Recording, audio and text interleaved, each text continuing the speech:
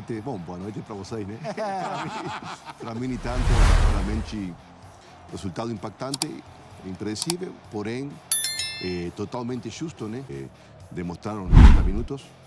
Realmente, um time saiu a competir, a jogar um clássico que foi Palmeiras. O outro foi São Paulo, que teve uma passividade alarmante e incompreensível. Acho que grande parte do resultado se deve a essa diferença de postura, né? Como o Gustavo falou, um time Palmeiras que saiu a dar uma satisfação à torcida, time que precisava, muito mais concentrado, aplicado no jogo, e outro time, o São Paulo, que parece que, obviamente, depois da Copa Brasil e já longe do rebaixamento, parece que não teve aquela sangue no olho, né? Aquela faca nos dentes que tem que ter para competir um clássico. Depois, para vencer, tem que ter qualidade técnica, mas para competir, o mínimo que tem que ter é essa garra, né? E a gente viu, inclusive, nos grandes momentos do São Paulo com o Dorival neste segundo semestre, seja na Copa do Brasil contra o próprio Palmeiras, na Copa do Brasil contra o Corinthians, contra o Flamengo, esse sangue no olho, né? Foi uma das marcas do São Paulo, do Dorival, nos momentos de conquista, essa competitividade muito alta, aliada a uma organização. E hoje as duas coisas faltaram. O Palmeiras esteve mais organizado e o Palmeiras competiu o tempo inteiro. Lembrou, em termos de competição de intensidade, os melhores momentos do Palmeiras do Abel. Hoje a gente viu esse time. Há quanto tempo a gente não viu o Palmeiras com essa intensidade, com essa vontade, com essa correria toda que armou desde o começo? Bastante tempo, né? Bastante tempo. O time tinha que dar essa resposta. E aí eu acho que o Abel trabalhou bem. Eu não sei até que ponto os aspectos externos, a gente vem falando aqui já há pelo menos uma semana, de crise política, o quanto esses aspectos internos, a pressão de fora, o que não diz respeito aos jogadores, interferiu dentro de campo. Sinceramente, nem acho que seja tanto e também não sei como medir.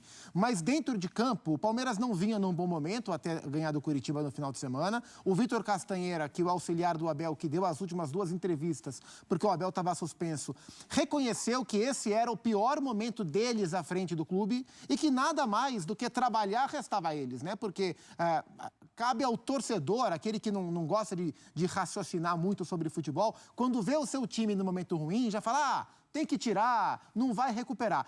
Para a comissão técnica, quando você está num buraco, o que você tem que fazer? Trabalhar, encontrar soluções. E o Palmeiras trabalhou. O Abel, assim, já no jogo contra o Curitiba, já tinha mexido na estrutura da equipe, já montou um Palmeiras com 3 zagueiros e 2 atacantes, né? Isso impacta como o time se posiciona para defender, como o time usa os lados para atacar, como os atacantes se movimentam. E achei hoje muito interessante como funcionou essa alternativa. Daqui a pouco a gente vai mostrar o primeiro gol do Palmeiras, como ele foi desenhado, e tem muito do reflexo dessas mudanças estruturais. Então, assim, não sei se essa mudança vai ser definitiva, mudança de postura, a ponto de a gente ter certeza que o Palmeiras reencontrou o seu melhor momento e daqui para frente vai nessa toada. Não sei. Mas para agora, para o jogo de hoje, que acabou de terminar, foi interessante como o Abel encontrou soluções dentro do seu elenco, que tem se mostrado mais curto, soluções táticas, né? Ele mexeu em peças, ele mexeu na estrutura da equipe e o Palmeiras respondeu. Então, acho que foi um sinal, uma resposta muito interessante dada pela comissão técnica e pelos jogadores também. Nós temos muito para falar de São Paulo e Palmeiras. Palmeiras e São Paulo 5-0. Você falou do São Paulo, mas o ano já tá resolvido, já ganhou, mas jogou mal quarta-feira passada contra o Goiás. E fez uma partida muito boa contra o Grêmio. Qual é a diferença de um jogo para o outro? Então, e de repente... Aonde é o jogo, né? O São Paulo tem muita dificuldade no Brasileirão para jogar fora de casa, né? Não consegue ter imposição no meio campo, realmente é algo que está no deve.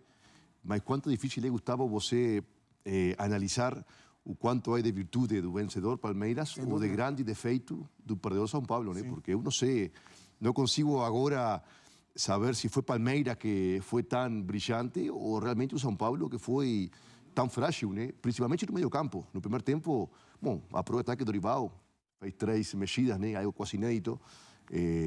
Totalmente o time sem pegada, dando espaços, não cortando a linha de passe. Acho que facilitou muito o trabalho do Palmeiras. Eu acho que, não sei, o Dorival dará explicações agora, mas infelizmente o São Paulo esteve muito baixo contra um time que continua sendo dos melhores do Brasil. Estará passando por umas semanas turbulentas, mas continua sendo os melhores elencos do Brasil e você não pode jogar de visita um clássico contra um elenco que é do melhor do Brasil com essa passividade, né, e com essa falta de enfim, de energia, de entendimento da grandeza do jogo. Né? E ainda mais no meio-campo, né? Hoje, a gente já sabe que o São Paulo tem dificuldade para se comportar competitivamente bem fora de casa. E hoje estava sem o Pablo Maia, que é um cara, talvez, dos volantes que o São Paulo tem, o único que entrega essa competitividade como uma das suas principais marcas, né? Começou com o Gabi Neves ao lado do Alisson, não funcionou, depois entrou o Lucas, Nestor. James, ou seja, um meio-campo totalmente... no aspecto defensivo, débil, né? Então era previsível. Inclusive, Michel Araújo, que deve ser o volante mixto, que tem mais força física para fazer a transição defensiva, chegou solto na frente, um pouco perdido, nem uma coisa nem a outra, né? Então, acho que realmente não funcionou. Muita gente no meio campo, mas quando você coloca muita gente e não marca ninguém, é amontoar jogadores, né? E, bom, Palmeiras, obviamente, com muita... categoria aproveitou dessa habilidade, né? E essa questão do meio-campo do São Paulo, ela de fato é um ponto central na análise do jogo de hoje. Quando a gente olha para a quantidade de duplas de meio-campo que o Dorival tentou durante o jogo, né? Então ele começou com o Gabi e com o Alisson, aí não deu certo, ele tirou o Gabi e colocou o Rodrigo Nestor, que também não é um grande marcador. No segundo tempo, já perdendo por 3-0, com a clara intenção de não tomar mais, ele tira o Rames no intervalo e coloca o Jackson Mendes, o equatoriano, que não jogava há 3 meses. É uma clara medida de desespero, dado aquele momento. Então, uma nova formação de meio campo e o São Paulo segurou um pouco mais, controlou um pouquinho mais o jogo do que no primeiro tempo. Nos primeiros minutos do segundo tempo, e quando eu digo controlou, não é agrediu, é sofreu menos. Sim. E aí, na reta final, o Palmeiras atropelou, fez mais 2 gols no finalzinho. De fato, a maneira que o São Paulo se comportou a partir do seu meio-campo ditou muito o ritmo que foi o jogo. E o Palmeiras aproveitou. O Gabriel Neves saiu com 35 do primeiro tempo. Estava 2-0 já. Já estava 2-0. E ali foi uma alteração já para dar uma segurada, do tipo, calma, né? Calma, vamos segurar esse ímpeto, porque o terceiro gol do Palmeiras era uma realidade ali, né? Vamos lembrar que o Palmeiras faz 1-0 no comecinho do jogo, numa construção até parecida. O gol foi anulado por impedimento, mas numa construção parecida do primeiro gol que valeu. E eu acho que um ponto que chama muito a atenção negativamente também no São Paulo é como o lado esquerdo do São Paulo defensivo permitiu tudo. Assim, é lógico que a culpa não é do Caio Paulista, mas o Caio dos laterais do São Paulo, o Caio é o mais responsável pelo avanço e o Rafinha mais por guardar a posição, porque o Caio é atacante de origem e ele não tem a característica defensiva. Agora, hoje, o Palmeiras fez o que quis pela direita. Seja a construção dos seus gols, que terminaram em cruzamentos por ali, seja o próprio gol do Marcos Rocha, que foi o 4º gol do Palmeiras. O Marcos Rocha vem passeando-se nas costas do Caio e nas costas do meio atacante, que também não voltou para fechar. Então, o lado esquerdo do São Paulo defensivo, ele não existiu. E o Palmeiras aproveitou muito bem no seu lado direito, que teve o Mike durante a maior parte do tempo, teve o Endrick caindo muito por lá também e passeou para construir essa goleada histórica. E hoje a torcida do Palmeiras fala, Breno Lopes, nunca critiquei, hein? Nunca critiquei. Ele que há pouco xingou a Mancha, mostrou o dedo, se sentia perseguido, exagerou ali. Acho também que a reação de alguns torcedores para com o erro dele também foi exagerada. Ele é um jogador com as suas limitações, né? Ele não vai entregar mais do que ele pode. Hoje ele teve uma grande atuação, fez os 2 gols, mandou beijinho para a torcida, nada como um dia após o outro. Não sei se ele ficará para a próxima temporada, mas hoje, como diz a tela, hoje ele ficou em paz com a torcida. 79 minutos, 2 gols, 4 finalizações, 3 do alvo, 3 faltas sofridas, 7 ações na área rival. Aí, ó, primeiro em praticamente todos os quesitos. Grande partida do Breno Lopes, né, Lugano? Não, um goleador, né, nato, que quando tem oportunidade dentro da área, obviamente sabe se posicionar. Acho que tanto ele como o Henrique, eu gosto muito de ver jogar Henrique, é um jogador, obviamente, por algo Madrid. Comprou ele, né, com muita potência, inteligente para se movimentar. Ele tem a sabedoria de achar os espaços, ou talvez também correr nas costas do zagueiro, às vezes abrir espaço para seus companheiros, se sacrifica. Jogador difícil de predecir.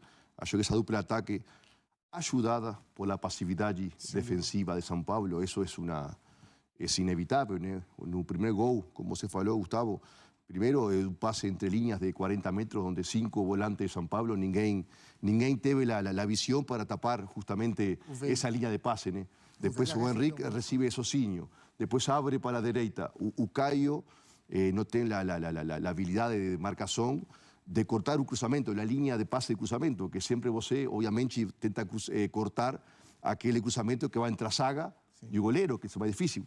Depois a zaga de São Paulo, que não tem a intuição ou a inteligência para dar um passo antes para pegar a bola de frente. Ou seja, é uma sequência de erros defensivos que eu justifico por a falta, talvez, de motivação. É difícil de falar, né? Mas a temporada de São Paulo já é diferente. Sim. E a gente que jogou sabe que você não prepara um jogo igual quando é devido à morte ou quando está com um ambiente tranquilo e moderado, né? Nós, principalmente sul-americanos, não sabemos... E às vezes até inconsciente, né? Inconsciente. Nós, sul-americanos, porque com o europeu não passa isso. Temos muita dificuldade de encarar jogo tras jogo com a mesma intensidade mental.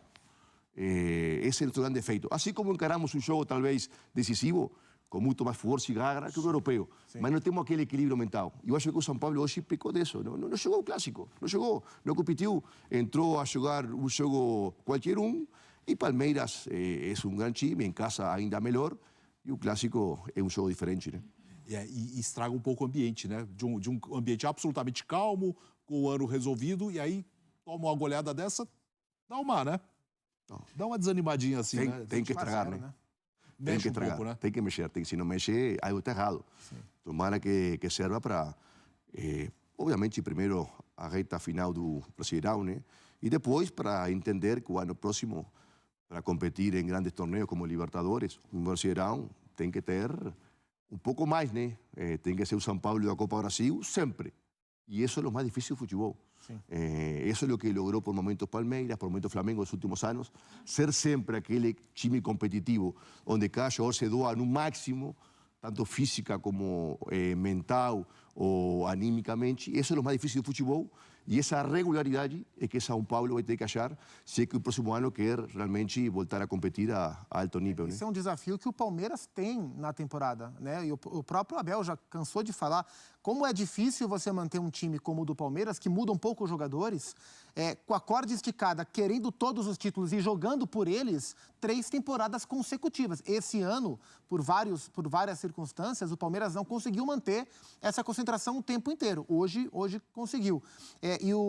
Assim, nossa equipe de produção ela é muito ágil e a internet ajuda.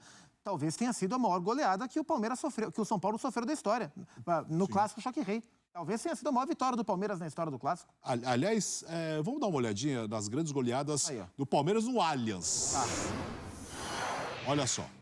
As maiores goleadas, então, abril de 22, 8-1 no Independente Petroleiro. Em maio de 21, 6-0 contra a Universidade do Peru.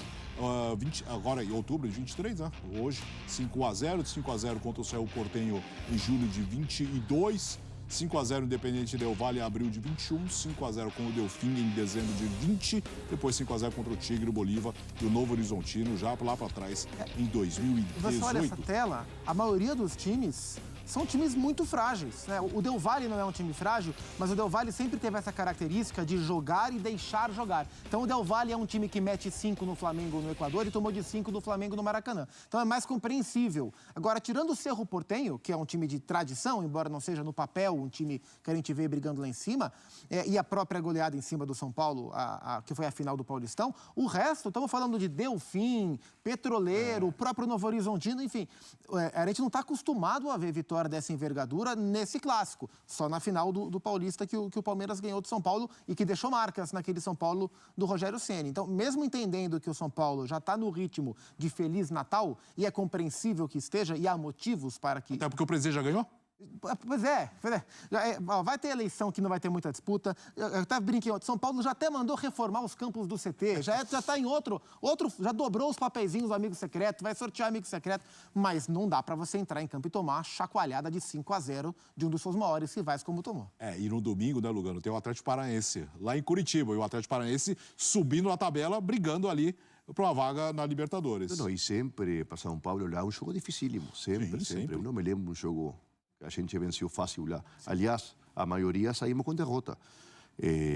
Por sorte, o São Paulo, nas últimas rodadas, fez uma gordura interessante em relação ao C4, né? Isso dá um pouco mais de tranquilidade, mas eu acho que depois desta duríssima derrota, acho que vai ter outra movimentação e aí muda, né? Aí muda levanta o ânimo aos jogadores, aí eu acho que vão para o jogo com outro medo. Eu acho que o medo é importante no futebol, como na vida, né? O medo é bom para sobreviver. Sim. É um instinto importante, né? Então, eu acho que o São Paulo tem que voltar a ter essa pressão, esse medo de que tem que demonstrar jogo a jogo, porque está num time gigante, um time grande, que não pode se conformar apenas com um título, tem que ir sempre por mais. E aí está o grande desafio, e aí onde se vê realmente os grandes jogadores, os grandes elencos e também as grandes instituições, né? Sem dúvida. Fiquem ligados para mais atualizações sobre o Verdão. Não se esqueça de deixar o seu like, se inscrever no canal, comentar e compartilhar. Avante palestra!